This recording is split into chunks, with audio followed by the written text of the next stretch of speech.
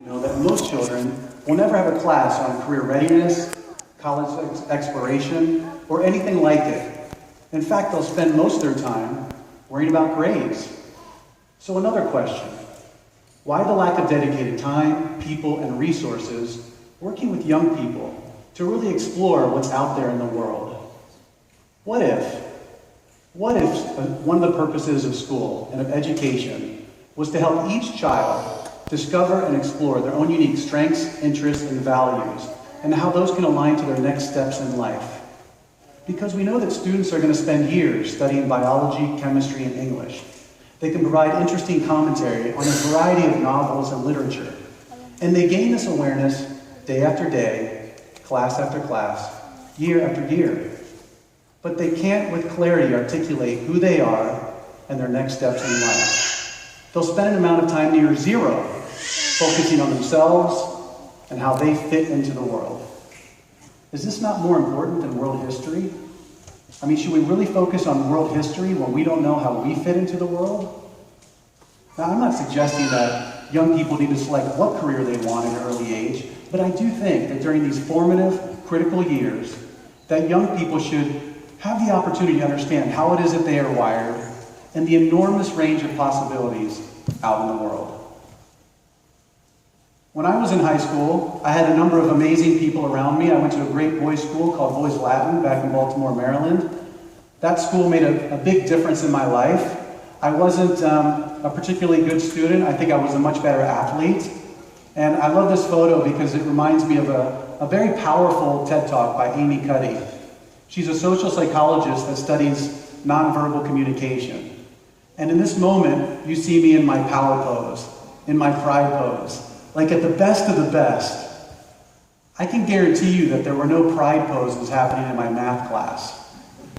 I was so bad at math. So bad at math. In this case, I had just intercepted a football and ran it back 55 yards for a touchdown. This is when I was at my best. And I had my grades in my back pocket to prove it. I remember sitting at my desk and thinking, why am I here? What am I meant to do? This math stuff is so important to the adults. I'm so bad at it. Who would ever want me?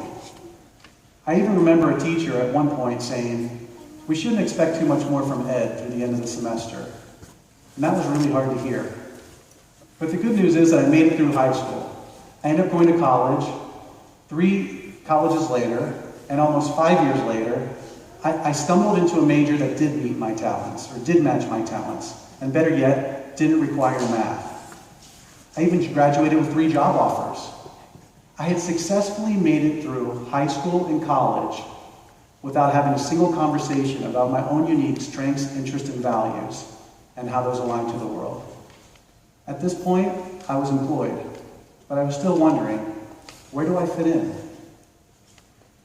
As it turns out, my girlfriend at the time, now my wife, the love of my life, was getting her degree in, of all things, career counseling. And she used me as a test pilot for this instrument that career counselors use called the MBTI, or the Myers-Briggs Type Indicator. I was 25. I can still remember the moment when she shared with me the results that read, practical service to people. In that moment, I knew that I mattered to the world. In that moment, I knew that I had special gifts and special talents that could be deployed beyond my mathematics skills. That moment, and that assessment in particular, changed my entire trajectory around my thoughts around how I matter to the world.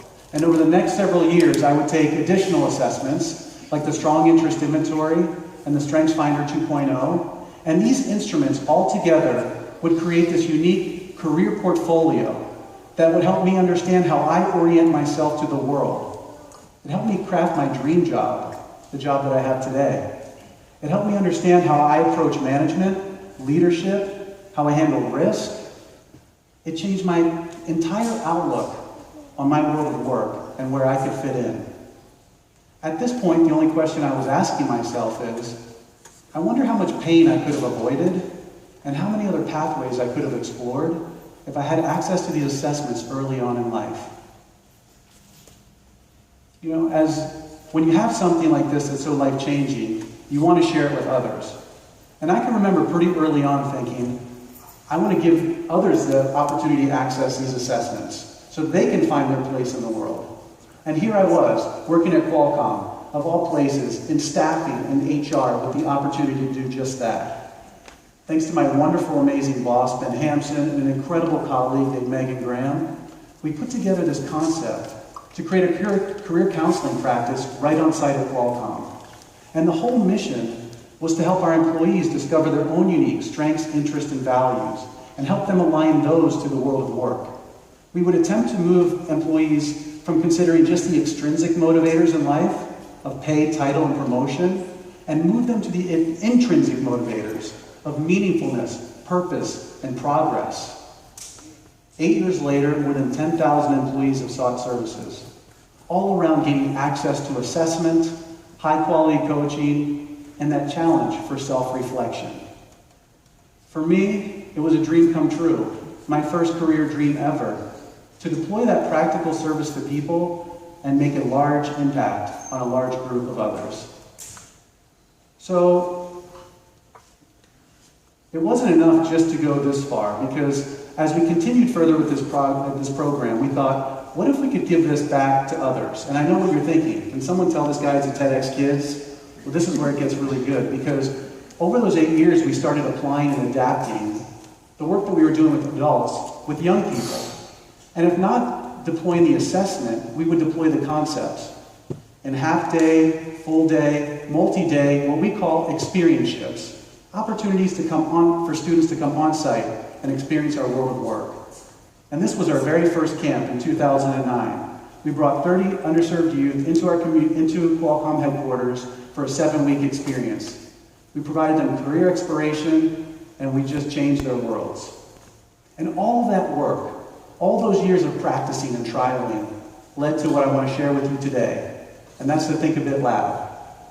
And the Think a Bit Lab is a dedicated makerspace for middle school students, grades 6th, 7th, and 8th, to get a hands-on experience with engineering, and also to get exposure to the world of work.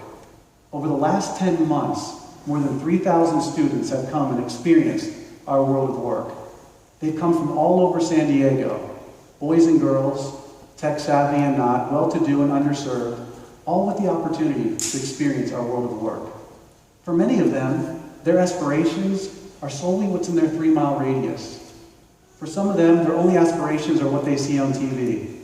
And we've opened a whole new world of work. 14,000 employees here in San Diego alone, multi-billion-dollar technology company, right here. So originally we thought that our main focus was going to be exposing engineering for young people, but it turns out that the world of work has been equally as important, both to students and to administrators. And at the end of the day, students will come up to us and say, you know what, I want to work at Qualcomm. And you know what, I think I want to be an engineer. But they also thank us. They thank us for exposing them to careers they never knew existed and for interests they never knew they had.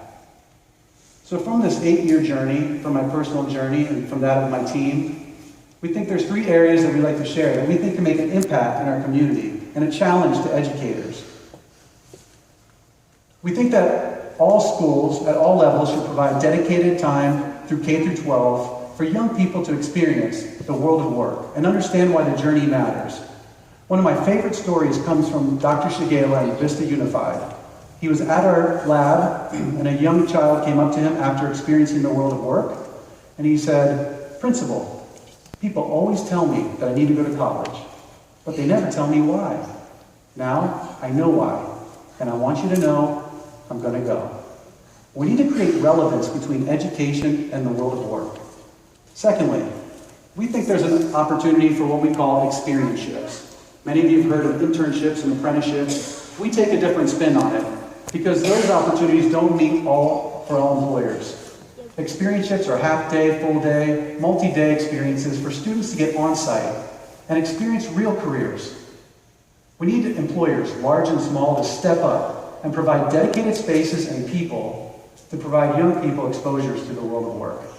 And the third, there's this wonderful world of assessments that are just out there sitting on the shelves, or waiting for deployment at a time of college or thereafter.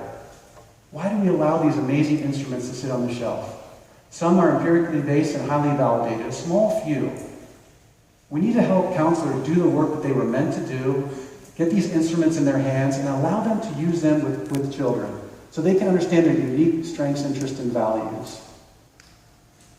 At the end of the day, we think that these concepts, these ideas, are the ones that will make a difference for our young people. Imagine the impact of giving every child the knowledge that they have unique strengths, interests, and values that matter to the world. Do you think that would create a motivator for young people?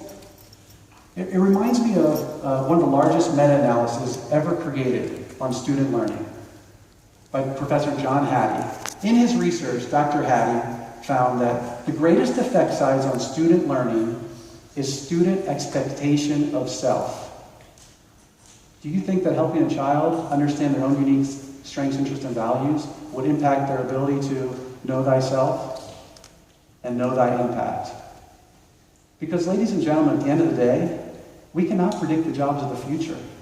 And for that reason, we need to focus on the individual, so that no matter what the jobs of their future are, they'll still know there's a place in the world for them, kind of like I have, in providing practical service to people. Thank you.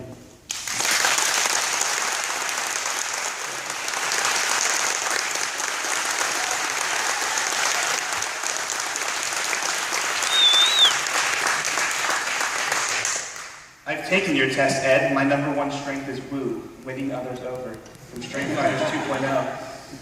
You all probably could have guessed that, I think. Our next speaker is a powerful and dynamic speaker. He's a motivational speaker, he's a school board member, and he's an all-around good guy. Ladies and gentlemen, please welcome to the TEDx stage, Mr. Kevin Honeycutt.